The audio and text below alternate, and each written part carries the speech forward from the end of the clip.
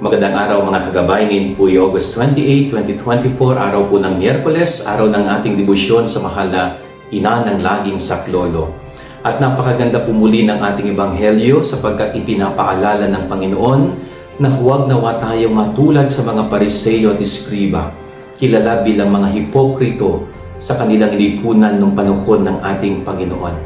Sana po sa buhay natin, pagsikapan natin na hindi lamang tayo maging maganda sa harapan ng ating kapwa o ng ibang tao, kundi tayo ay maging maganda sa paningin ng Diyos. Yun sana yung pagsikapan natin.